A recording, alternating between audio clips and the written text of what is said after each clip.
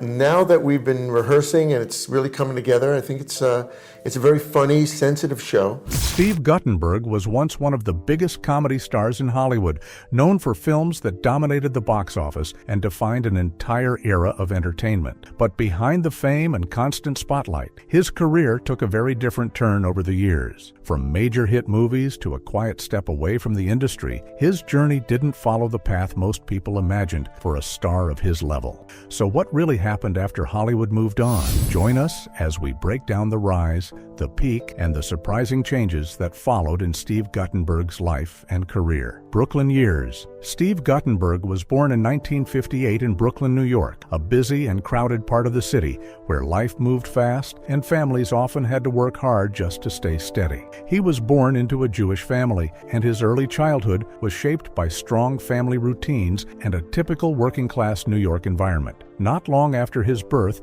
he was raised mainly in Queens, another large borough of New York City. Queens gave him a slightly different setting, still urban and busy, but more residential and family-focused. His father worked as an electrical engineer, a job that required technical skill, structure, and steady work. His mother stayed in a more traditional household role, taking care of the home and family life. This balance between a structured working father and a home-centered mother gave Gutenberg a stable upbringing. There was nothing in his early environment that directly pointed to Hollywood or film sets, but there was a strong sense of discipline and routine in his household. From a young age, Gutenberg showed signs of being interested in performance and storytelling. In school, he often took part in class activities where students would act out short plays or read parts aloud. These early experiences helped him become more comfortable speaking in front of people. He was not yet focused on a professional career, but he enjoyed the attention and energy that came from performing in front of classmates.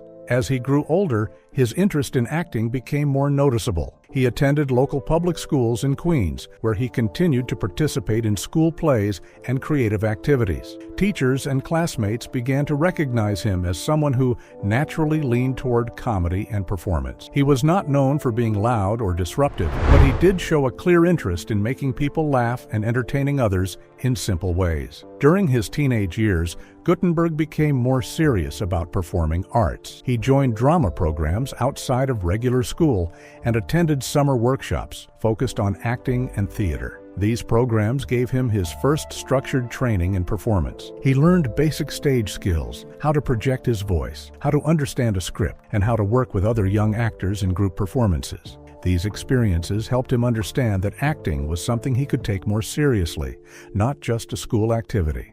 By the time he reached high school, Gutenberg had started making a clearer decision about his future. Instead of treating acting as a hobby, he began to consider it as a real career path.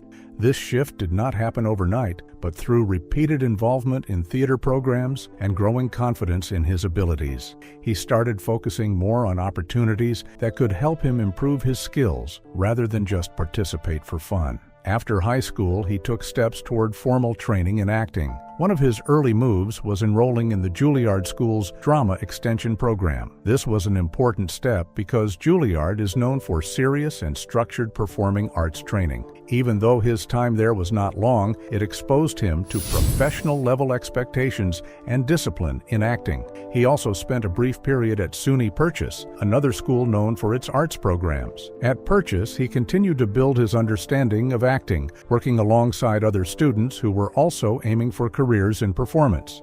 However, his time in formal education was short, as he soon felt ready to move directly into the professional world. By the mid-1970s, Gutenberg made the decision to leave behind full-time education and start pursuing acting opportunities more seriously. This meant stepping into auditions, small roles, and the early struggles of trying to break into Hollywood. His early life in New York had given him the foundation, training, and confidence he needed, even if success was still far ahead. Before long, he would take the next big step, leaving New York behind and heading toward Los Angeles, where his real journey in the entertainment industry would begin. Move to Los Angeles. In the mid-1970s, Steve Guttenberg made a major life change when he left New York and moved to Los Angeles to pursue acting full-time. This was a serious decision because it meant stepping away from familiar surroundings, family support, and any safety net he had. Los Angeles was where the film and television industry was centered, but it was also a very competitive place, especially for young actors trying to get noticed. When he first arrived, Guttenberg entered a phase that most aspiring actors go through: constant auditions and frequent rejection. He attended casting calls for television shows, commercials, and films. Many of these auditions did not lead to roles. He was often told no, sometimes without clear feedback. This period was difficult because work was not steady and success did not come quickly. Like many newcomers, he had to accept that rejection was part of the process, not a sign that he should stop trying. Even though major roles were not coming his way, he did begin to find small opportunities. His first work in the industry included minor television appearances and commercial roles. These jobs were short and often unnoticed by the public, but they were important stepping stones. They helped him gain experience in front of the camera and understand how professional sets operated. He learned how to take direction quickly, adjust his performance, and work within tight filming schedules. By the late 1970s, Guttenberg started landing small supporting roles in films. These roles were not leading parts, but they allowed him to appear in feature films and build his resume. He often played background characters or small speaking roles that gave him limited screen time. Even though the parts were small, they helped him slowly build connections in the industry and gain more visibility among casting directors. During this early stage of his career, he also appeared in television movies and smaller theatrical releases. These projects were not major hits, but they gave him more consistent work compared to his earliest days in Los Angeles. TV movies in particular were an important part of the entertainment industry at the time, and they gave many young actors a chance to be seen by larger audiences. Guttenberg used these opportunities to refine his acting style and become more comfortable on screen. Networking became an important part of his daily life in Hollywood. He met casting agents, producers, directors, and other actors at auditions, industry events, and informal gatherings. These relationships were not always immediately helpful, but over time they created opportunities for him to be considered for new roles. In Hollywood, being remembered by the right people often mattered as much as talent alone, and Guttenberg slowly built a reputation as someone reliable and easy to work with. Financially, this period was not easy for him. Acting work was inconsistent, and he often had to take whatever jobs were available. There were times when he did not know when his next paycheck would come. Like many struggling actors, he likely had to live carefully, managing rent and basic expenses while waiting for new roles. This instability was a normal part of early acting careers, but it added pressure to keep pushing forward even when progress felt slow. Despite the struggles, something important began to happen. People started to notice him. Casting directors and filmmakers began to see him as a young actor with a natural, relatable style. He had a way of performing that felt easy and genuine, especially in comedic or lighthearted roles. He was not yet a star, but he was becoming recognizable within certain casting circles as someone who could fit well in supporting roles that required personality and timing. And just when things were starting to come together, one unexpected role would completely change the direction of his career. Rise to fame. Between 1982 and 1986, Steve Guttenberg's career changed completely. After years of small roles and steady effort, he finally broke through into mainstream Hollywood. This period turned him from a working actor into one of the most recognizable comedic stars of the decade. The turning point came in 1982 with the film Diner, directed by Barry Levinson. Guttenberg was cast as part of a group of young actors in an ensemble story about friends reconnecting in Baltimore. The film did not rely on one main character. Instead, it focused on the group as a whole. Guttenberg's performance stood out because of his natural timing and easy presence on screen. He played his role in a way that felt real and relaxed, which matched the tone of the film. Diner received strong attention from critics. Many reviewers praised the cast as a group, highlighting how well the actors worked together. This kind of recognition was important because it placed Guttenberg in a respected film rather than just small television or low-profile roles. It helped Hollywood take him more seriously as an actor who could handle meaningful material, not just minor parts. After Diner, his career began to shift. casting directors started to see him differently. Instead of only being considered for small supporting roles, he began receiving offers for larger parts, especially in comedic films. His image started to form around a specific type of character, relatable, slightly humorous, and easy to connect with on screen. This transition was slow at first, but it was clear that his career direction was changing. The biggest breakthrough came in 1984 when he was cast as Carrie Mahoney in Police Academy. This role became the defining moment of his early fame. Mahoney was a rebellious but likable character who often bent the rules but still had a good heart. Guttenberg's performance matched the tone perfectly, and audiences quickly connected with him. Police Academy was a massive commercial success. The film performed far better than expected at the box office and quickly became a cultural hit. Its humor and characters appealed to a wide audience, and Gutenberg was at the center of it. Because of its success, the studio quickly turned it into a franchise. Sequels were produced in rapid succession, keeping him in the spotlight for several years. During this time, he became one of the most visible young comedic actors in Hollywood. His face was widely recognized, and he was frequently associated with light comedy films that were easy for general audiences to enjoy. The success of Police Academy also opened doors for other major roles outside the franchise. In 1985, Guttenberg appeared in Cocoon, directed by Ron Howard. The film was a science fiction drama with strong emotional themes and a large ensemble cast. While Gutenberg was not the only focus of the film, he was part of an important group of characters that contributed to the story's success. Cocoon became a critical and commercial hit, further strengthening his position in Hollywood. The film went on to receive major recognition, including Academy Awards for technical categories like visual effects. While the award was not for acting, being part of a film with that level of success added to Guttenberg's growing reputation. It showed that he could work not only in comedy, but also in more serious, high-quality productions. By 1986, Steve Guttenberg had fully established himself as one of the defining comedic actors of the decade, with back-to-back hits that kept him constantly in the public eye. And just as his fame reached its highest point, his career was about to move into an even bigger spotlight, with roles that would define his peak years in Hollywood. Peak stardom. Between 1986 and 1993, Steve Guttenberg reached the highest point of his career. This was the period when he was no longer just a rising actor or a breakout star, but a fully established Hollywood lead. His films were being released by major studios. His face was everywhere in promotion campaigns, and he was considered one of the most dependable comedy actors of the time.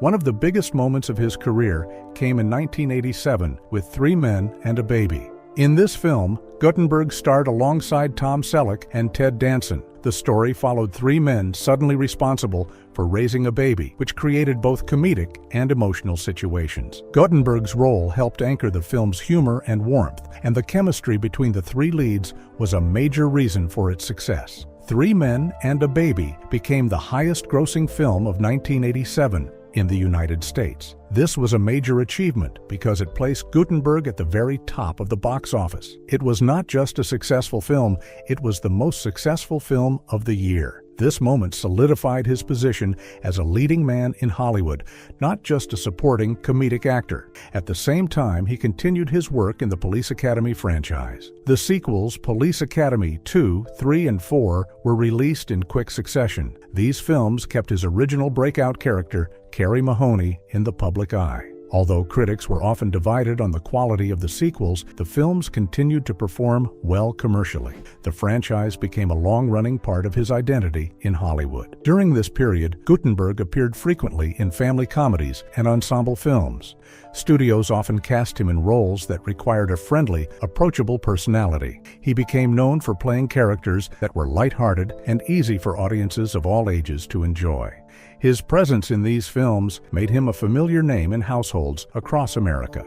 Because of his popularity, he was in high demand for promotional tours and media appearances. Film releases were often supported by interviews on television, magazine features, and press events. He was regularly featured in entertainment news, and his schedule became packed with public appearances. He also took part in endorsement opportunities, which were common for major stars during this time. By the late 1980s, Guttenberg had reached the bankable star category in Hollywood.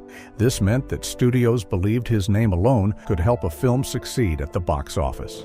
He was trusted to lead major projects, especially in the comedy and family genres. This status placed him among a small group of actors who were consistently relied on for commercial success. During this time, he worked closely with major studios, including Paramount Pictures, and projects connected to Disney-style family entertainment. These collaborations reinforced his image as a safe, reliable, and widely appealing actor. His films were designed to reach broad audiences, and he became a regular feature in mainstream cinema. As his career continued, Guttenberg also tried to move beyond comedy. He took on roles in dramas and romantic films, hoping to expand his range as an actor. These projects showed a different side of his performance style, but they did not always achieve the same level of success as his comedies. Still, they reflected his effort to avoid being limited to one type of role. And as his peak fame slowly began to level off, a new phase of his life would begin, where things were no longer as fast or predictable as they once were. Life and media attention. During the 1980s and 1990s, as Steve Guttenberg's career grew rapidly in Hollywood, his personal life also began to attract attention. As his fame increased, the public and media became more interested not only in his films, but also in his relationships and lifestyle. Even though he was mainly known for his work in comedy films, his private life started to appear in entertainment news and tabloids more often. During this period, Guttenberg had a few high-profile relationships and brief romantic connections that were reported in magazines and gossip columns. These stories were often based on limited information, but they followed him because he was a rising Hollywood star.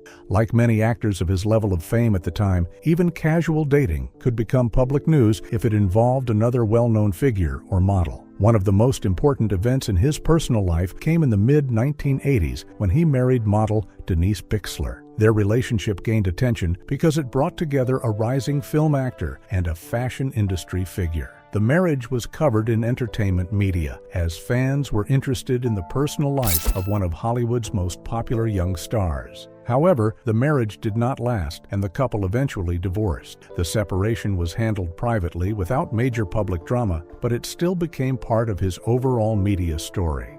As his fame continued to grow, so did public scrutiny. Being a well-known actor meant that even small details of his personal life could become topics of discussion. Photographers and reporters often followed celebrity movements during events, premieres, and public appearances. While Guttenberg was not someone who constantly appeared in scandalous headlines, his relationships and social life were still regularly discussed in entertainment media. There were also rumors at times about his interactions within Hollywood social circles. Like many actors in the 1980s, he moved in a world where parties, industry gatherings, and networking events were common. These environments often led to speculation in tabloids, even when there was no confirmed information. In most cases, these stories were based more on assumptions than verified facts. Despite this attention, the coverage of his personal life remained relatively limited compared to some of his Hollywood peers. He was not frequently involved in major controversies or public disputes. Instead, his media presence stayed mostly focused on his films, with occasional mention of his relationships or appearances outside of work. And as his life outside the screen stayed mostly steady, the biggest changes in his career were still ahead as Hollywood itself began to shift in ways that would affect his future roles. Business moves. During the 1990s and into the 2000s, Steve Guttenberg's career began to move in a different direction. After spending years as a leading man in major Hollywood films, he slowly stepped away from big studio blockbusters. This shift did not happen all at once, but over time as the industry changed and new actors took center stage in mainstream comedy films. Instead of focusing on large theatrical releases, Guttenberg started working more in smaller independent films and television movies. These projects often had lower budgets and shorter production schedules, but they allowed him to continue acting while exploring different types of roles. In many of these films, he played supporting characters or leads in smaller stories that did not rely on big box office success. At the same time, he became a familiar face on television again.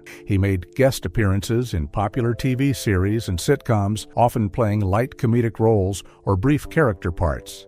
These appearances helped keep him visible to audiences, even if he was no longer leading major film franchises. Television also gave him flexibility, allowing him to take on shorter commitments compared to full-length film productions. During this period, Guttenberg also began expanding his work behind the camera.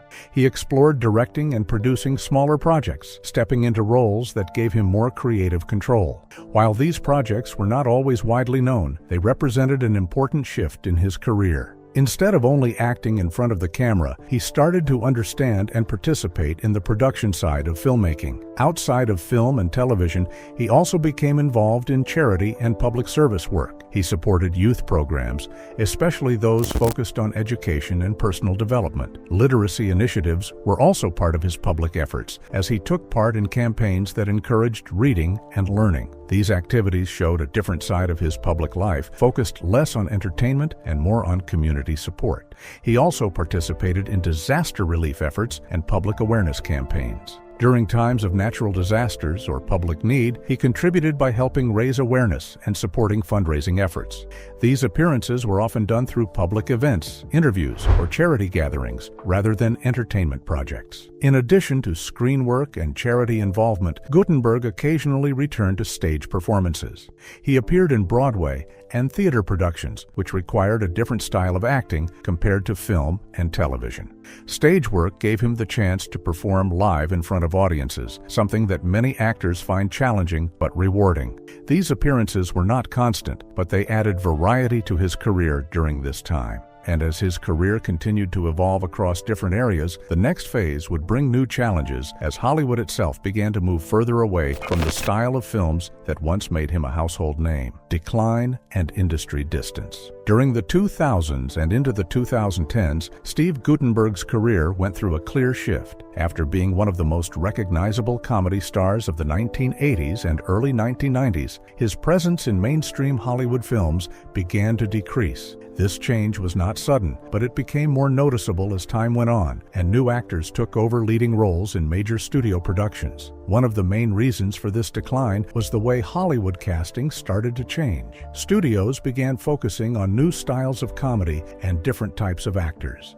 At the same time, Guttenberg became strongly associated with his earlier success in films like Police Academy and 3 Men and a Baby. While these roles had made him famous, they also led to typecasting. Casting directors often saw him as an 80s comedy star, which made it harder for him to be considered for fresh or very different roles. Because of this, many of the big studio opportunities that once defined his career became less frequent. Instead of leading large theatrical releases, he was offered smaller roles or projects that did not receive wide distribution. The industry had also changed in terms of marketing and audience expectations, and this made it harder for actors from earlier decades to maintain the same level of visibility. Financial and career management challenges also became part of this period. Like many actors whose peak fame was in earlier decades, Guttenberg had to adjust to a new reality where work was less predictable. The entertainment industry was shifting toward franchises, special effects-driven films, and younger casts. This meant fewer leading roles were available for actors who were strongly linked to past eras of filmmaking. During this time, media outlets often revisited his name with a common question: where did he go? Articles and entertainment segments would look back at his 1980s success and compare it to his lower public profile in later years. This narrative became part of how the public viewed him, even though he was still active in smaller projects and television appearances. Some of his later career choices also received criticism. He appeared in lower-budget films and straight-to-video releases, which did not have the same visibility or prestige as his earlier work. While these roles allowed him to continue acting, they were sometimes seen by critics as a step down from his peak years. However, these projects also reflected the reality of an actor adapting to a changing industry, where not every role could be a major studio release. And as his time in mainstream Hollywood faded, a new chapter began, where his life and work took on a very different pace and direction. Exit from Hollywood. From the 2010s to the present, Steve Guttenberg has been living a much quieter and more private professional life compared to his peak Hollywood years. Instead of being a constant presence in major studio films, his work slowly shifted away from the center of the entertainment industry.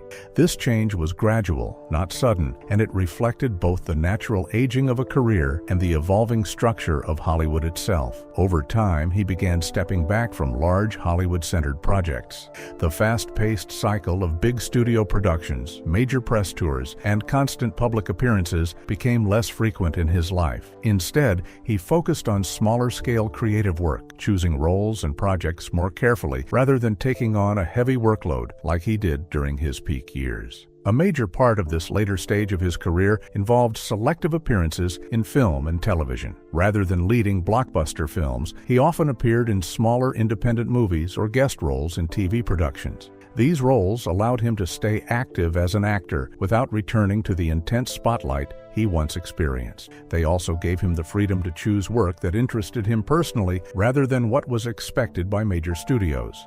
Outside of acting, Gutenberg also focused on personal projects that were not tied to the major studio system. These included creative efforts that gave him more control over his work and schedule. While these projects were not always widely publicized, they reflected a shift toward a more independent and self-directed career path. During this period, he also gave occasional public interviews where he spoke about his earlier career and the changes he experienced in Hollywood. In these conversations, he often reflected on how the industry had shifted over time and how his own path had changed along with it. These interviews helped provide context for his career transition, especially for audiences who remembered him from his most famous roles. Another visible part of his later life has been his participation in nostalgia-driven events and fan conventions. These gatherings often bring together actors from popular films and television shows from past decades.